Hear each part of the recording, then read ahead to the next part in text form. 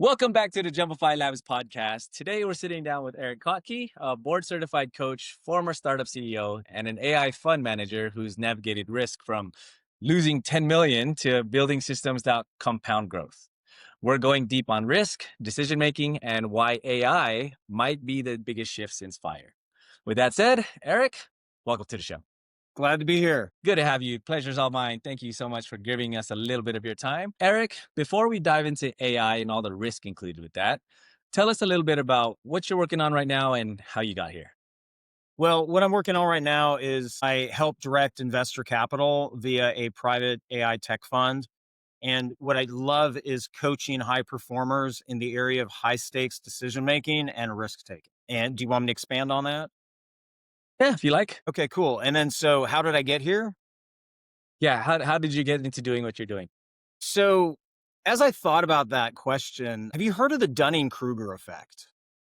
No, I haven't. Okay, so I guess the best way for me to simplify that, it's a cognitive bias, which is a big word for saying that you know more than you think you like overconfidence, right? It's like you think you're Mm, super confident in something, but you're really like you don't know. And so how did I get here? I would probably say that the best way to describe it is I started on Mount Stupid, where as a high performer, I was believing that I could do so much more and I'm super optimistic, and then the true confidence was not there. So where I've come from is really that path of unrealistic optimism as you go through what I call the valley of despair and ignorance on a path to mastery. So I would say that I'm right now on a path to mastery. And as far as ways to kind of lay it down is I had got involved in investing and trading and speculating.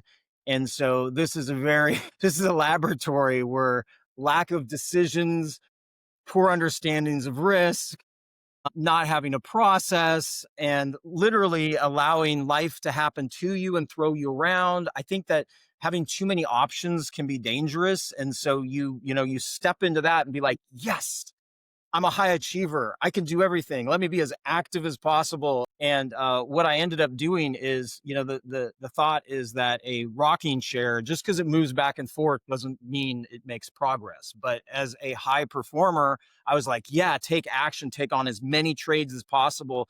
And I feel like I literally broke the rocking chair. Like I freaking broke the chair, moving back and forth so much, doing all this activity, but showing up nowhere. And going through this path of ignorance and then just working through mastery is where I'm at right now.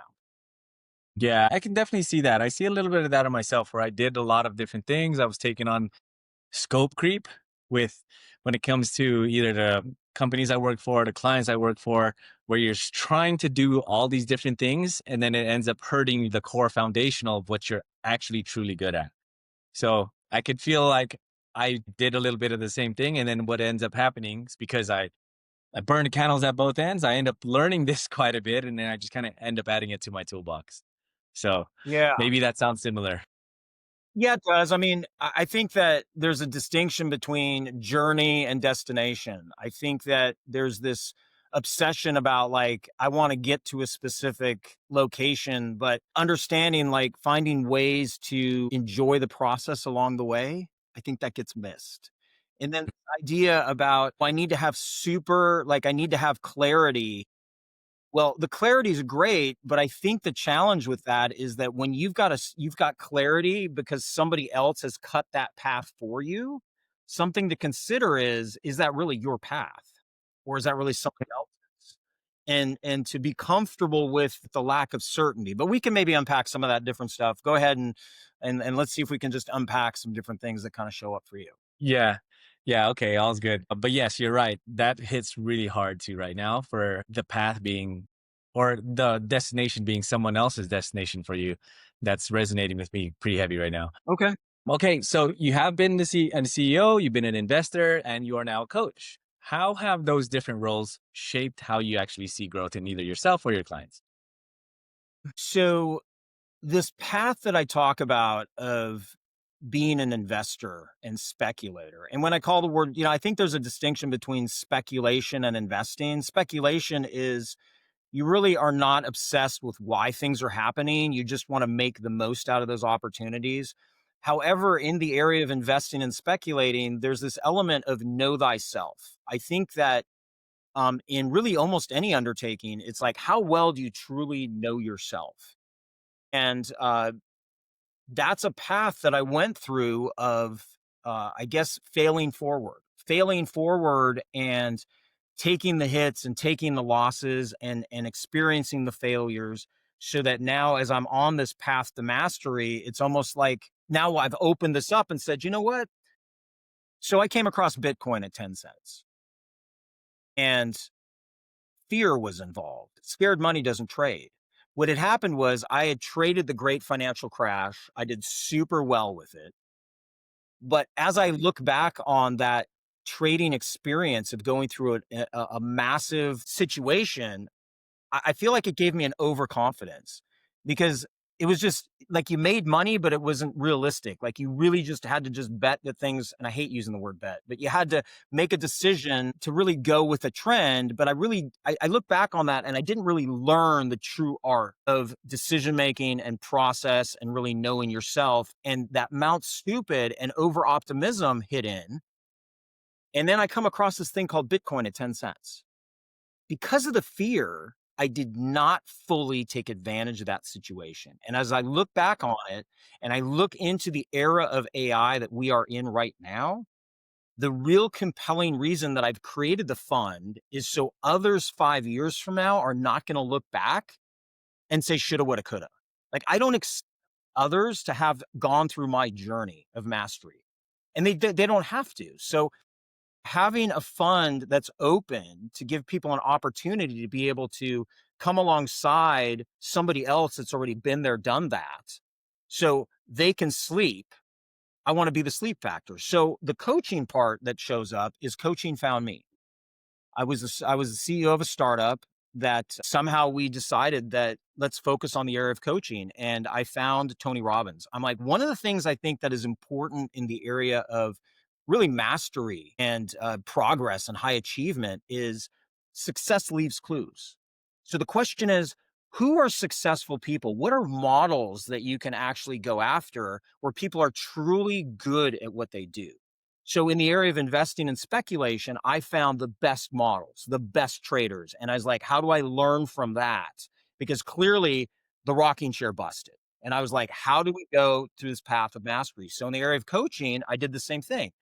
How do I find the best coaching operator that I could come across? And that was Tony. And the techniques, the strategies, the tools that I learned from Tony, bringing that together with my path, my journey in the area of decision making, risk, high stakes, process, system, throwing that together with understanding the human element. Because in investing in speculation, psychologists make good investors, not accountants. That's my opinion. Mm. Bringing all of that together, I feel like is super important. And when I work with clients, the element of how do you make a good, clear decision? How do you manage risk? How do you get out of your own way? I think one of the biggest things are your brain lies. Your brain does not tell you the truth. And when you're making a decision, if you're not bringing in good quality inputs, you're making a decision that's fanatical. Like, you think the light is green. You're going to go through this intersection when the light could actually be red and you're getting an accident. And I think that a part of making good key decisions, especially in the market, is going to be like, what's the weather like outside? If it's cold, you're not going to go out there in a bikini. And if it's hot, you're not going to go out there, in this big trench coat. But I think that because we deal in a mental environment in an area of not understanding things, and we say, I want to make a decision that's unfounded, that doesn't have real inputs, and it's fully based on emotion, and then I'm going to go ahead and pull the trigger and drop that domino. Well, it could be the same thing as you're like out there in the middle of in the middle of a blizzard with a bikini. And I don't know how that's going to work out for you, but you're going to die. Like it's not going to work well, right? So let's roll from that. What shows up for you? Yeah, yeah. So in your coaching, you just said that your brain is often playing tricks on us. And you mentioned before that in your coaching, you often ask, is it true? Yes. Why is that such a powerful and important question? So one of the most important things that I learned with Tony's work is the power of mindset. And because our brain has this element inside of it neurologically where it wants to protect ourselves, the brain is like, okay, you've pushed yourself hard. Stop, protect yourself. But the brain doesn't know. I mean, the best way for me to describe it is in the area of physicality. So I train for Ironman, and the brain says stop. But when I check the heart rate says, no, you still got more gas in the tank. So, what about in the mental environment where you're like, I can't do this. This is too tough. I got to stop. This isn't working. I have all these different negative limiting beliefs that show up because your story is getting replayed. And you take that story and you start making decisions off of that. And it's just this spiral effect. So what I think is super important is if you change your state, because movement drives emotion. You got to get up. You got to change that environment. You change that state. You start changing the story, and then you start getting after strategy. And I think people get all hung up with, oh, I'm going to run this really bad story that I watched and invite a whole bunch of people, including myself, to rewatch it. And then you wonder why you're taking weak actions, getting weak results, and having a weak belief system. Your potential's always there. So I don't know what shows up from you or for you on that. Yeah, yeah. So we're talking about the problems. Our brains are kind of naturally hardwired to find problems. We're always on the search for keeping self-preservation. Absolutely. So a lot of clients, I'm sure, they're addicted to their problems. How are you helping clients work through that? By breaking the addiction and literally calling it for what it is. I think one of the important things is that in the coaching conversation, it's like, do I have permission to call you on my observations? And I don't think I've ever had anybody say no. So with the permission to do that, I think what's important is really listening and I think that when a person gets out of their head, they're like, did I really think that?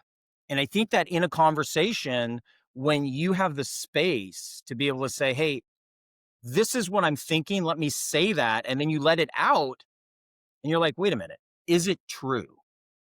That's where the is it true starts landing. Really, Mm. I think I'm a loser. Is it true? Right. And then there's this element of gap in the gain. Right. So the gap is I've done this, but I haven't done it good enough. High achievers are like, oh, I ran 15 miles, but my time wasn't good. Oh, I closed these deals, but it wasn't good enough, right? And so you keep looking at what you haven't done, which is a great path for unhappiness because you're like, my expectations are this. Trade your expectations for appreciation and see what happens. What if you see it from a gain perspective and being like, how far have I come? Dude, I ran 15 miles.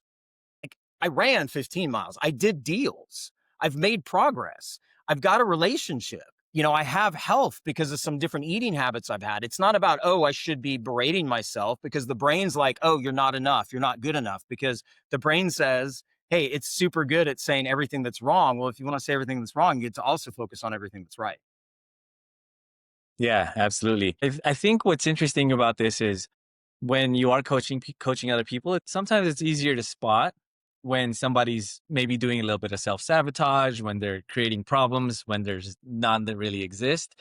How do you find yourself coaching yourself through similar risk decision patterns the same way that you're actually coaching clients? Do you find that it's hard to turn that mirror inwards? Absolutely. Absolutely. Cause I think you're stuck. You can get stuck in the weeds super easy. So what I will do is like just before I came onto this session is priming, is taking 10 minutes to be able to focus on what's your state, what are some things that because gratitude, like what are you grateful for? Because gratitude kills fear. And just every day having 10 minutes to be like, hey, what is my state? What am I grateful for? What are some things that I want to accomplish and see them as done helps me just navigate and lock down some of those elements. And then the question is, I will ask myself, is it true? Like Perfect. consistently. And as an Ironman, as training for Ironman, the physicality, I feel like whenever you engage in any kind of really intense physicality, it's super powerful because the brain, when the brain says to do something, the body doesn't get to negotiate. And if you get to train that brain over and over by doing really hardcore physical activities, I would probably say that's a key thing that I use, because if you can physically like master some of that stuff, then it also helps you master your emotions and then the mental environment. Well, it helps master the physical, the emotional, and the spiritual. Yeah. It's all well rounded. It's all coming together to make the whole of a human being and their decision making process. Yes, I think yeah, decision making I think is a key thing. It's decision making and being able to navigate through the high stakes, high risk decisions that that you're undergoing in your life, because then there's that element of leadership. And can you trust yourself? How can you get others to trust you if you can't trust yourself? Yeah, that brings up something else because you mentioned risk, and we talked about sunk costs before. Yes. So, how have you seen sunk costs actually hold people back? Sunk cost is that, well, as you said earlier, people are addicted to problems, right? They want to have something to fix. They're running these old bad stories in their mind and they keep replaying them. And what comes up is the focus on the past, the focus on what I didn't do good enough. Or maybe I invested in something, I put a lot of money into it. And so therefore you feel like, oh, because I've invested so much, I got to hold on to it. I think one of the key things that people do in the investment space is they dump their winners too soon and they hold on to their losers and they just ride it all the way to the bottom. They're like, yeah, it's going to turn around. Well, that's a sunk cost. You put your money in it and you're like, hey, it'll come back. No, it might not. And then as soon as you've got a winner, you get off of it too easy. And that's why in investing, it's the sitting, not the thinking, that makes you the money.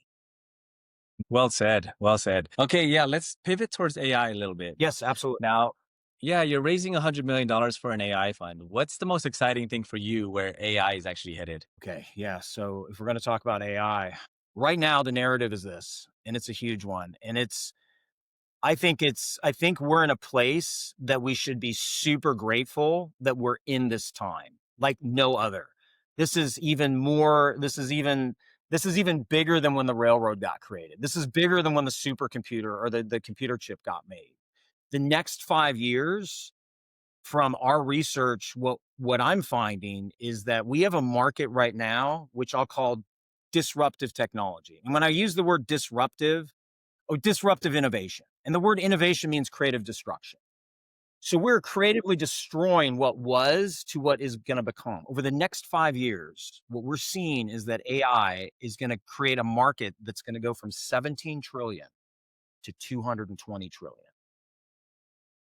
That is that is growth that we have, and the changes that are going to be made in people's lives are going to be massive.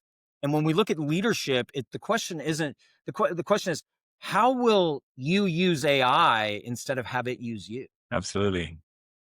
Wow, that's kind of like one of those things where people have to be thinking about this thing. It's coming whether they like it or not, and whether you're on this wave, the wave is coming. You got to get on that surfboard and start paddling because this wave is a tidal wave and it's coming big. It's coming fast. Why do you think that growth curve is so dramatic? Because it's been 25 years in the making.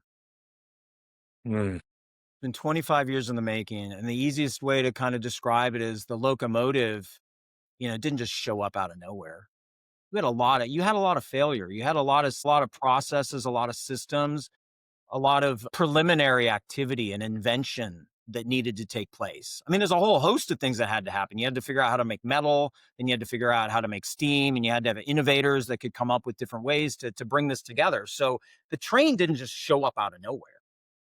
And so for the past 25 years, you've had technology that's been building and building. But I think a key difference now is a logarithmic function. I feel like there's a lot of scale now. Um, because you're having so many things build upon themselves, you've got even more scale that's happening. And so a key area within the area of AI is what's called neural networks. Neural networks is where you're literally taking the brain and you're processing it or bringing it over into AI. And I honestly think the brain lies and the brain doesn't tell you what's always true. That I think is a very large risk, because we're taking the brain and what we think and our thoughts and we're throwing them into these language models that it's going to be garbage in, garbage out. And it's going to really require I think decision making is super important. because you just can't accept everything in there. And these are some things that I think you got to navigate through. I feel like Yeah. Yeah, definitely. So how do you actually see the AI intersecting with coaching and decision making and human performance? Like if we do garbage in and then we get garbage out, do you feel there is a need to filter the information that we feed these language models? you bring up the word filter. Well, I'll tell you what, you want to filter the friends you hang around with because you're going to be you're going to be the sum of the 5 people you surround yourself with. You're going to filter the kind of food you put in your body because that's going to give you results. So, hell yeah, to filter that. And hell yeah, you're going to have to get more. I think decision making is going to be vital. Poor decisions get poor results, man. How are you going to improve the quality of your decision making? AI Yeah. And then that, but you better check it. Like, I think it's important to check AI and be like, really? Like, that's like, I yeah. think, is it true is a really important question. So when AI spits something back, is it true? Like, you need to, I think people, the brain was created to be creative. I don't think it's designed to memorize and remember a lot of things. So Yeah. the question is, how will you be able to improve your mindset? Like, what are ways that you can absolutely command your mindset? Because where your mind goes, you're going to follow. I mean, Yeah. right? I think it's one of those things that it definitely brings up an interesting topic because yes, we absolutely I'm in full agreement. We want to be able to make sure that we're feeding these language models, we're feeding the AI actual facts. However, facts depending on what angle you're looking at it. Again, the light could be green, the light could be red. Two people are inputting this information. It's both factual to both of them. One person just doesn't know he's colorblind. It's a bit of a it poses an interesting dilemma, I guess you could say. Is like if we want the AI to continuously grow, we tell the AI how to find information, but the information source is a human being who's prone to making mistakes. So it's definitely one of those things where I'm sure, Eric, you don't have the answer. I don't think a lot of people have the answer at this stage, but it is one of those things to think about. Like, if we're going to start relying on AI quite a bit, who's checking the AI? Right? That's the doom and gloom. I think that earlier I said, how will a leader use AI instead of have it use them? I've even noticed that IBM came out with a good tagline of sorts of like, it spurred that question. It's like, how are you using AI? Right? It's not about the AI. The AI is not the tool, it's a freaking toolbox. And if you think everything is a nail, then you're going to think everything, you think a hammer is needed all the time. So there's going to be some discernment that's necessary, but you got to be able to trust yourself. And the question is, where are you going to get quality decision making metrics? Where are you going to, how are you checking yourself? Yeah, important question. Important questions for all of us to ponder. Now, Eric, there was a mention of the MAG 100 before. Yes. What does that mean and how should business leaders think about it? Well, if we think about scaling, right now we look at the market right now, it's a $17 trillion um, AI market.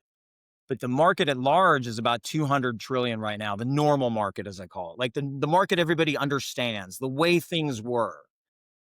Before the train came, people had, their farms or just the way that they're living. It's like normal.